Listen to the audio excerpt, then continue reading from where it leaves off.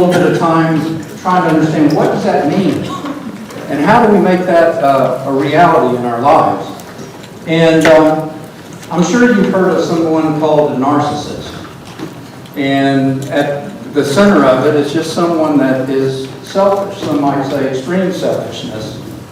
And I remember growing up, periodically my parents, when I made a choice about something, they might say, "You're just thinking about me, myself, and I." Have you ever heard that? Yeah. And that's kind of the idea of a narcissist. Those are the people that they're interested in, me, myself, and I. And there's a lot of characteristics of narcissism, but this one here kind of hit home for me, and I thought I would share it with you. You could start talking to a person about how you have cancer, and pretty soon you're talking about their new car. You see the problem? It's all about who? It's all about me. I'm sorry that you have cancer, but look at my new car. That's pretty selfish, isn't it? And but many people are, adhering to this mantra of looking out for number one. That's kind of the interest there. In stark contrast to that, we read some passages in the Bible, specifically about our Savior and his example of serving and giving. He even says here in Matthew 20 and verse 28, "Even as the Son of Man came not to be served, but to serve, and to give his life as a ransom for many." That was what he gave his whole life for. That was one of the reasons why he came here, was to serve others and to give his life. And so that's the model, that's the mindset that we should have, and that's what Jesus expects of us as well. In our Lord's Supper verse this morning, talks about denying self. And that is one of those terms of discipleship. If we want to be a follower of Jesus Christ, we're going to have to deny self. And that goes counter to everything that we see in culture today. And so we think about Jesus when he gave the parable of the Good Samaritan. He was responding to a question, who is my neighbor? And he gives this parable. And we know the story of the Good Samaritan. At the very end of it, he says, you go and do likewise. And so that's kind of the idea, his expectation of us as we think about this. But even in the Old Testament, this whole idea of bearing with one another is kind of fleshed out a little bit in Ecclesiastes chapter 4, verse 9 through 10. It says, "Two are better than one, because they have a good reward for their toil. For if they fall, one will lift up his fellow. But woe to him who is alone when he falls, and has not another to lift him up." So, two is better than one, in the sense that we don't have to deal with everything all by ourselves. And so, we need help, and we'll talk through that some more. How can we help our children follow the Lord's example of serving and giving? What do you think? What are some ways we can instill that with our children at home? The first thing is just lead by example. Okay. Lead by example. Good thought. What else? Yeah. When we were growing up, we had gardeners, and my dad always said, "You take some down to Mrs. Hensley, you take some over here, you take some up there, we can the doorstep." So you learned growing up what to do to help others. I remember when I was growing up, my dad would take me with him visiting people. He would take me with him to the hospital to visit somebody or check in on somebody. And I never will forget that. But those are the kind of things that we can do. If we know that there's somebody that has a need or needs encouragement, we can encourage our kids, guess what, to write a card, to send a note. Maybe even, hey, go talk to so-and-so. You don't know them very well, but get out of your little box and go over and get to know somebody a little bit more. What else? Any other ideas or thoughts around that? Yeah. So one of the things, having quite a few kids, I would say a quiver full. we talk about the, many hands make light work. And so there are times when we know neighbors, friends, church members, whatever, need help. And the more that they're able to come and help as well, the faster it gets done. And so that's a huge thing. When we talk about two are better than one, right? Just the ability when they're all focused on doing the chore at the same time, it's done in minutes instead of hours, right? Yeah. Look, get it together. 5 sets of hands to get this done. Yeah. What about praying? I mean, involving your children in prayer and, praying for other people and giving them that example. That's certainly a way to do that. Anything else on this? What if we don't? What if we don't provide that example? What do we expect our kids going to do when they grow up? Maybe be narcissistic, right? It's all about me. And so, was there a comment? I thought I heard. And so that's kind of the idea or thought that we want to flesh out a little bit this morning. So one of the points that material brings out and we want to focus on first is this whole idea of each one bearing his own burdens. What does that mean? We see that there in Galatians chapter 6, verse 5. For each will have to bear his own load. So the way I like to think of it is we all have backpacks on this morning. And in those backpacks are rocks. And those rocks could represent difficulties. And some rocks are heavier than others. Some people's bags are fuller than others. Some people's load is really heavy and it's hard to even walk. But we all have this backpack full of burdens. And the idea here is that we can't give that bag to someone else because it's ours. We own it. We have to carry it. And if we see somebody that's struggling, then we'll want to go out and help them if our bag's not that heavy. So that's kind of the idea I want us to get in our mind. And if we really think about this logically, when we think about our personal obligation, our personal responsibility with regard to this, we already know pretty quickly that this idea of personal responsibility is a part of our service to God. And so nobody can obey the gospel for you or me. We have to make that decision ourselves. No one can engage in good works for you or me. We have to do that ourselves. And no one can fill obligations in the local body for you or me. And no one can answer on the day of judgment for me. I'm going to have to take full accountability for that. So we kind of see how that looks in terms of what it means to bear each other's burdens or bear our own load. And what's your thoughts around that? What does it mean to bear your own burdens?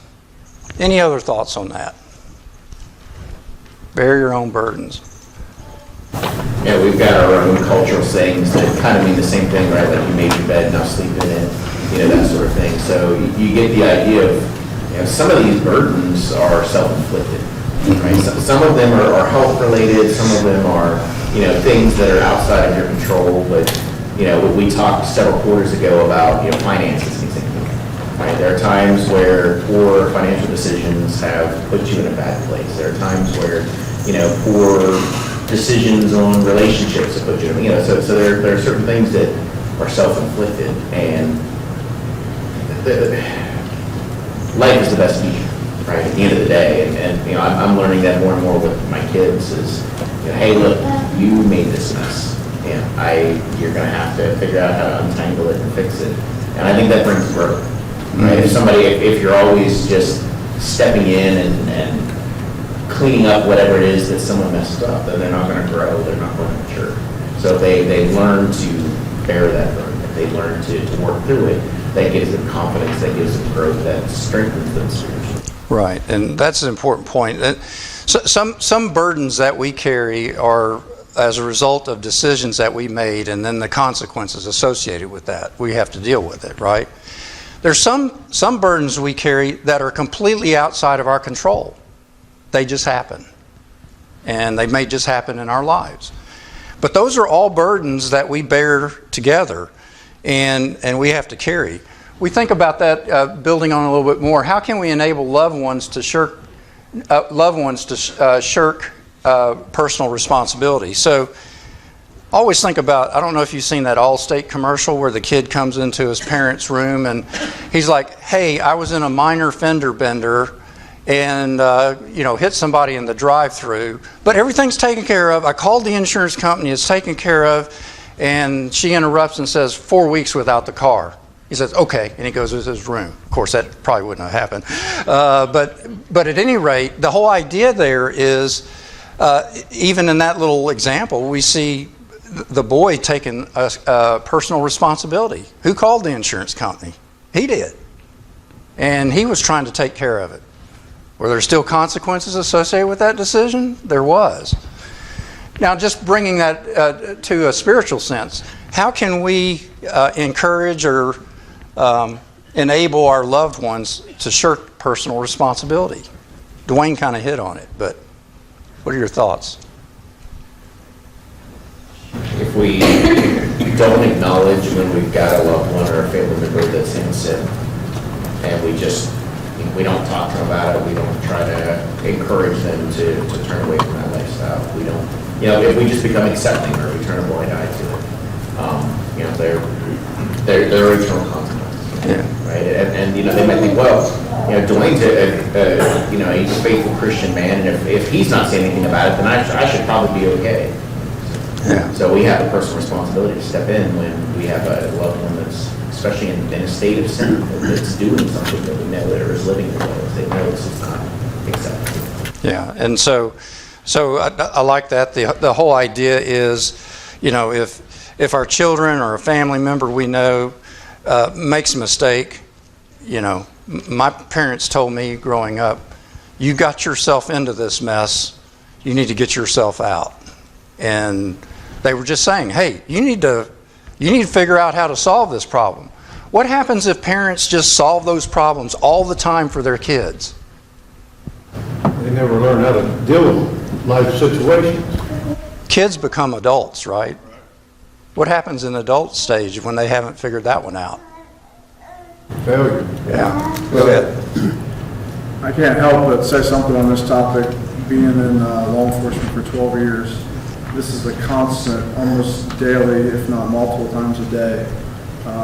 In our generation specifically, I don't know how it was prior to that. I'm assuming it was a lot different, but just a lot of the domestic issues that we respond to involve, adult children in quotations, but just never getting out of the house, or constantly coming back, parents severing them, and it's a real problem. And it's, like you said, there's no personal responsibility for these adults, and it starts happening generationally to generation. You see that, it's the kids, and then they start having children, they're also in the home, and it's just, it's kind of the problem, I think, that's leading to a lot of our societal issues today is there's just no responsibility from the time you're becoming an adult, and we're just enabling bad behavior because of it. Yeah. Some people told me, always keep your basement ready. I'm like, basement's closed. I mean, at some point you have to say, hey, you're going to have to figure this out. And so, again, teaching that personal responsibility, it's a daily thing. It's something that we have to engage in all the time. What does this communicate about bearing personal obligations or personal responsibility? What do you think? Who is responsible? Each and every one of us are responsible, right? Yeah, I was just going to say there's ownership, right? Yeah. If you have a sense of ownership and you realize no one's going to swoop in and save you from this, you got to really figure it out, right? There's so many people that are, you look at the way our society's built. There's my house is horrible, but I see Home and Garden has reality TV shows where they'll have someone come in and just fix my house for me, right? And so it's people just kind of want to lean on this long shot. Well, I'll win the lottery and that'll fix everything, or I'll have someone come in and fix my problem for me. If we teach our kids or our brothers and sisters early, take ownership, fix it yourself. It puts the responsibility, the burden, if you will, back on them to say, I need to figure out how to make this work. I need to stand by it. Yeah, and I like that. The whole idea of ownership. there's this book circulating at work. It's called Extreme Ownership, and it's really the whole notion or idea around taking personal accountability and action for, could be mistakes or other things. So anything else on that before we move on? All right, so then we get to this part. It says, bear one another's burdens. So as we think about this idea of burden bearing, it's really carrying those heavy loads of life. And there's some key guidelines that we find here in Galatians chapter 6, verse 1 and 2. And it's really focused around this idea of restoring someone. But there's several key parts of it that kind of give us some guidelines for how we should think about bearing one another's burdens in that sense. The first one is, we see right out of the gate, you who are spiritual, it says. So you have to be spiritually minded. And of course, as we know, there's people that are certainly spiritually minded, but we have Christians that are erring. We have Christians that are faithful and obedient. We have strong, we have weak. We have carnal-minded Christians versus spiritually minded Christians. And we have a duty and an obligation or responsibility to each other. So when we're thinking about this idea of restoring another one that has fallen or is caught up in a sin, we have to be spiritual in our life in order to help restore them. That's the first kind of general guideline. And an example here of this in Matthew 18, verse 15, if your brother sins against you, go and tell him his fault between you and him alone. If he listens to you, you have gained your brother. What did Jesus say about personal responsibility? If somebody offends you, what do? You go. You take action. You take personal accountability, responsibility. You go try to resolve that. And we have to have that spiritual-minded thought process. We also have to realize that it has to be done with a humble heart. And it talks about the spirit of gentleness and kindness and things of that nature. Well, in Colossians 3:12 through 13, it talks about things that we should put off and things that we should put on. Things that we should put on is compassionate hearts, kindness, humility, meekness, and patience. And these are things that we need to have as we think about restoring someone else. Over in 2 Timothy 2, verse 25, it says, correcting his opponents with gentleness, God may perhaps grant them repentance, leading to a knowledge of the truth. And talking about those who, we come in opposition with, we're to have this gentle type spirit. We're to have humility as we approach those. And so that's another key guideline around this. And then restoration must be done cautiously. We have to keep in mind that we have to watch ourselves lest we be tempted as well. So when we think about someone else, we have to, what's the expression? Walk a mile in someone else's shoes. We have to trade places, put ourselves in their place, try to understand and feel and understand their thoughts and what they're going through. That's always something that will help, because guess what? I'm human too, and I can make a mistake. And so, again, we have to be cautious about it. And then must be done prayerfully. In James 5 and verse 16, therefore confess your sins to one another and pray for one another that you may be healed. So prayer is a very powerful aspect of this whole idea of restoration. And we're asked to do that. So as we think about these guidelines, who is qualified to bear the burden of restoration?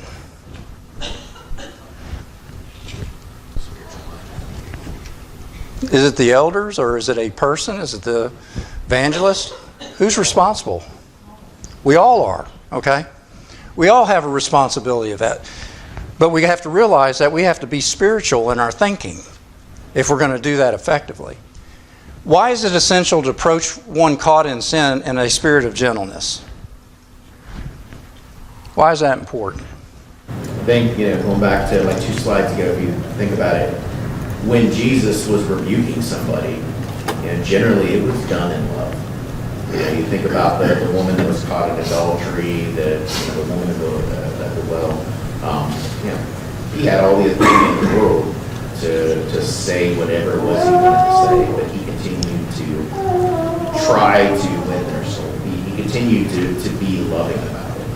He could have been like, "Do you not know who I am? I'm God in the flesh, and you disappointed me, and you will be destroyed." Right? I mean, sometimes we come off that way, where we're like, "Look, brother, you're in the wrong. You need to fix this, or you're going to hell." And that's, you think about that. Is it true? Yes, but is it helpful? Not really. Right? Yeah. So we have to sit there and say, "Look, I know things have been hard, and we need to talk to them in a way that will let them know that they're loved, let them know that they're cared about, and we're looking out for their best interests." Our attitude and approach is extremely important as we think about this, right? And so when we think about, if we went to somebody and confronted them over an issue of sin, they were caught up in a sin, we're going to point that out, and we have an arrogant attitude, how might that be received? They could be discouraged, right? To the point where what's the use? Why should I even do this? I'm not as perfect as that person. I'm not as good as you are, right? They could feel like they're 2 inches high. It could come across in a very bad manner. Yeah, go ahead, Dwayne. I was just going to say, one of the things you hear quite frequently about people, that have left the church is the word hypocrisy, right? So if I come with an arrogant and haughty attitude, the first thing they're going to say is, "Well, why is he correcting me? He has this problem, this problem, this problem. Who does he think he is, right? He's such a hypocrite." Yeah. And so again, not coming at it that way, but saying, "Look, I struggle, I have problems. There are many things that I struggle with. I get it. Let me help you with this." Because that I think helps to change that lens, because it's such an easy, somewhat lazy excuse just for somebody to go, "Well, they're all hypocrites. This guy's come to me and he's come to me in a haughty and arrogant way, and he's just a hypocrite." Where, look, I get it. I've dealt with your battles. I continue to struggle with this, that, and the other. How can I help you so that we can get you back to the right place? Yeah. It's a huge difference as far as the lens of how you're looking at things. If we don't come at it with the right attitude and approach, we could potentially put a soul in jeopardy. That's how serious this is, right? And how important it is. Any other thoughts on this before we move on? Yeah, Susan, go ahead. Carolyn said to me one day when we were talking, I think it was someone she really cared about, but she said to them, "I'm going to heaven, I'm really where to go with you." Yeah. So, that's often makes somebody think. Yeah, that's good. Yep, go ahead. Speaking of the thought of hypocrisy that Dwayne brought up, Jesus in Matthew 7 talked about judge not lest you be judged, and talked about if you've got a beam coming out of your own eye and you're trying to point out somebody else's speck, then you need to go fix your own speck. So I bring that up because I'm thinking about the first question, who's qualified to bear the burden of restoration? And I know everybody said all. I'm not sure if everybody's qualified to restore.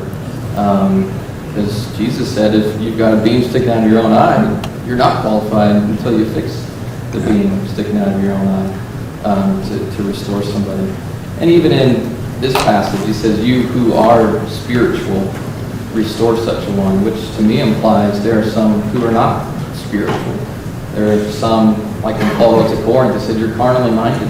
You need to be restored before you can be restored. But clearly, there is a group, even in Corinth, he said, "Isn't there someone spiritual among you?" in 1 Corinthians 6 who can determine right from wrong. And so there is a group of people who are spiritually minded that need to be involved in this process of winning people back to Christ. Being carnally minded is not one of those qualifications, right? It says spiritual mindedness, right? That's kind of the idea. Okay, let's keep going. So when we think about how? How do we do this effectively? How do we reassure and reinforce burden bearers? And the first thing is around the whole idea of those that are burdened with sorrow. We need to reassure them. And we have a couple passages here that kind of bring to our minds what that looks like. In Romans 12 and verse 15, it says, "Rejoice with those who rejoice, weep with those who weep." And then 1 Corinthians 12, talking about the body and how it functions, thinking about the church, he says, "If one member suffers, all suffer together. If one member is honored, all rejoice together." And so we clearly see this whole idea of rejoicing and weeping with each other, and a lot of times people just need assurance or reassurance that everything's going to be all right. It's going to work. Think about Jesus' example there in John 11 with the death of Lazarus and all the sorrow and the mourning and the weeping. It was so impactful to Jesus, it says that even he wept. He was touched by that. He understands what it's like to deal with sorrows and difficulty in this life. And he was able to reassure them about the resurrection. And he used that as an occasion to teach about the resurrection. And then those that are burdened with sickness, they need reinforcement. "Is anyone among you sick? Let him call for the elders of the church and let him pray over him, anointing him with oil in the name of the Lord. And the prayer of faith will save the one who is sick, and the Lord will raise him up." And so we clearly see that there's encouragement here. If there's a need to pray for somebody who's sick, we're encouraged to do that. In this example, the elders of the church being asked to do that, and anointing him with oil. I mean, in our modern day, we would say medication is anointing someone with oil. I mean, we have doctors, we have medication, we have each other, and all these things work together. We have prayer. All these things work together, and God is able to direct His will through those means. And so we have to have that faith that will happen. And then he went to him and bound up his wounds, pouring on oil, again medicine, and wine. Then he set him on his own animal and brought him to an inn and took care of him. Talking about the Good Samaritan and the action that he took. He saw a need, he had compassion, and he bound this man up. He took action, he took initiative, he took responsibility. He could have just looked the other way like the priest and the Levite, but he didn't. He took responsibility and action in order to solve that. So I want you to think for just a moment about these kind of situations in your life. What did people do that comforted you the most? Now, I'll start off and give a couple examples. April 9th, 7:58, I had a heart attack, right? After that, after recovery, everything, I got, and I counted them, 28 cards from people in this congregation. I read every one of them. Every one of them were encouraging, and they were helpful, and I appreciate it so much. That's the kind of response that we would want to give to someone else when we see that they're in need. Think about Gordon Price. And several years ago, he was in Nevada, got sick, very sick. And I don't know if you remember, but we took a picture from up here of the whole congregation and sent it to him. You remember that? Where did he put that, Ed? Oh, yeah, he had it right there in his room. And so all these things make a big difference in people's lives. What else? What are some other thoughts? What's helped you the most? Yep. I had a lot of loss in my life there for a couple of years, and the congregation actually hugged me while I cried with it. So things like that you don't forget when they come and stay with you in church, and they put their arm around you and just let you cry. Yeah. Just be there, right? Just show up. Sometimes I heard people say, well, I don't know what to say at this funeral. Just show up. Just be there. You don't have to say anything. And sometimes that's just enough. So So hopefully we can think about those things a little bit. But going back to James 5 and verse 14, what is a sick person supposed to do? I mean, we're talking about our personal responsibility towards the sick, but what about a sick person? What are they supposed to do?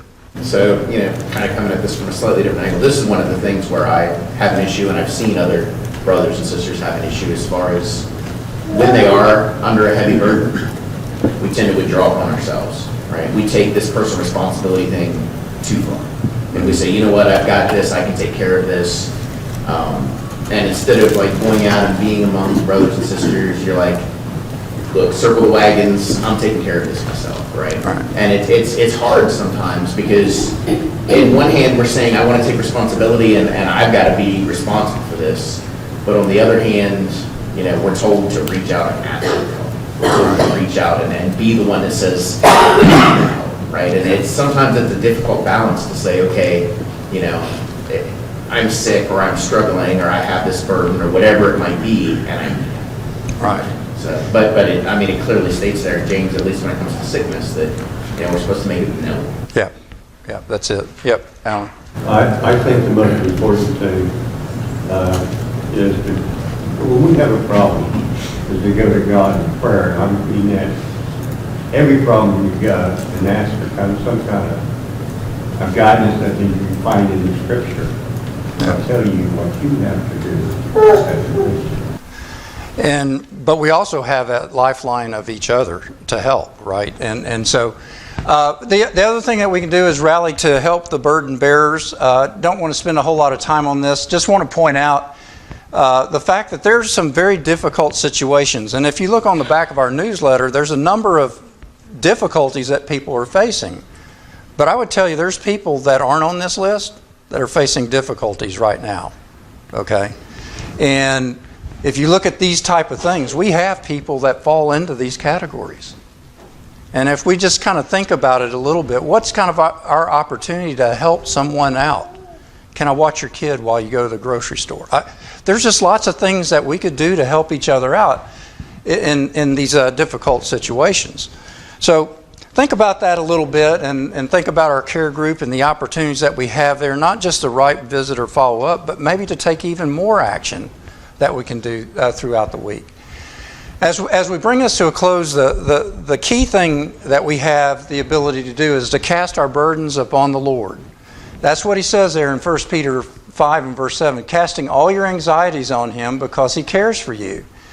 And we use Jesus' example there in John 11. He can sympathize. He understands. He was tempted in all points like we were. He knows what it's like to be a human. And he can sympathize with us and he can give us aid in our time of need. That's what Hebrews talks about. And so don't forget about these promises that God has made for us when we face these difficult situations. He promises to hear if we go to him. I love the Lord because he has heard my voice and my pleas for mercy, David says. Think about all the problems David had. Death of a child, death of a friend, persecuted by Saul, his rebellion by one of his own sons. A lot of trouble, a lot of difficulty in his life, but that is something that we should take to heart. And then God promises to take away your burden if he wills. Jesus, the example in the garden, prayed, my will be done, thy will be done, not my will, right? As he was nearing the point where he was going to be crucified. And then God promises to give strength when we need it. And to be able to bear with these type of things. Think about Paul. 3 times he asked the Lord to what? Remove this thorn in the flesh. The Lord didn't do it. He said, my grace is sufficient. And this was Paul's response. He says, for the sake of Christ, then I am content with weakness, insult, hardships, persecutions, and calamities. Will we call those difficulties? Paul was carrying a big old bag of rocks, right? And what does he say? For when I am weak, then am I strong. That's how we should be thinking about this when we think about bearing each other's burdens. So we'll stop right there. Appreciate it very much. We'll pick up on Lesson 10 next week.